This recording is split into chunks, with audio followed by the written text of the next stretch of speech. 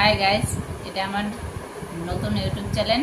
তোমরা সবাই আমাকে সাপোর্ট করো, নিত্য নতুন রান্নার রেসিপি দেখাবো। আজকে আমি দেখাবো তেল বেগুন কিভাবে রান্না করে। তো তোমাদের যদি রান্নাটা ভালো লাগে তো অবশ্যই লাইক কমেন্ট সাবস্ক্রাইব করে দিও, আর পাশে থেকেও নিত্য নতুন অনেক রান্না দেখাবে। তো চলো আজকের মতন রান্নাটা শুরু করা যাক। তো চলো, প্রথম মিক্সিতে আমি একটা পেঁয়াজ, একটা টমেটো, দুটো কাঁচা লঙ্কা দিয়ে পেস্ট করে নেব। তারপরে চলো যাই বেগুনটা কেটে নিই। বেগুনটা কেটে নিয়ে বেগুনটা ধুয়ে নিই, তারপরে আমি তোমাদের দেখাচ্ছি।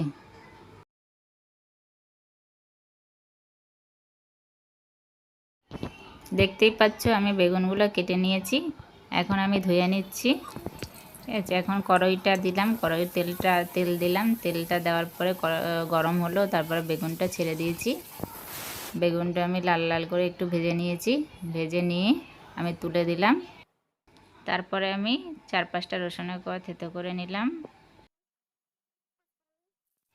কড়াইয়ে আমি তেল গরম করতে বসিয়ে দিয়েছি, তার মধ্যে পাঁচফোড়ন দিলাম, তারপরে রসুন থেতোটা দিলাম। দেওয়ার পরে আমি পেস্ট করে রেখেছিলাম টমেটো, পেঁয়াজ আর কাঁচা লঙ্কা, ওটা দিয়ে দিলাম। ওটা আমি অল্প আঁচে কষিয়ে নিলাম ভালো করে। কাঁচা গন্ধটা যাওয়ার পরে তারপরে আমি হলুদের গুঁড়ো দিয়ে দিলাম পরিমাণ মতন, কাশ্মীরি লঙ্কার গুঁড়ো দিয়ে দিলাম পরিমাণ মতন, জিরের গুঁড়ো দিয়ে দিলাম,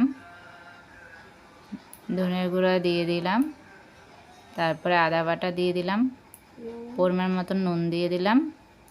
দেওয়ার পরে আমি ভালো করে নেড়ে দিয়ে ওটা ঢাকা দিয়ে রাখলাম। দিয়ে এবারে দেখতেই পাচ্ছ তোমরা কালারটা কত সুন্দর এসেছে, ওটা তেল ছেড়ে দিয়েছে। এখন আমি পরিমাণ মতন জল দেব, জলটা যখন ফুটে উঠবে তখন আমি বেগুনটা ছেড়ে দেব। বেগুনটা ছেড়ে দিয়ে আমি এই 5 মিনিটের মতন একটু ফুটিয়ে নেব।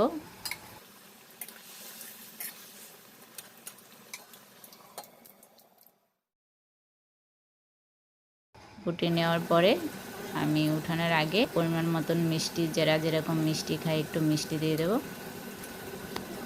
দেখো কালারটা কি সুন্দর এসেছে। তারপরে আমি ধনেপাতা দিয়ে দেবো, ধনেপাতা দিয়ে আমি গ্যাসটা বন্ধ করে ওটা একটু ঢাকা দিয়ে রাখবো।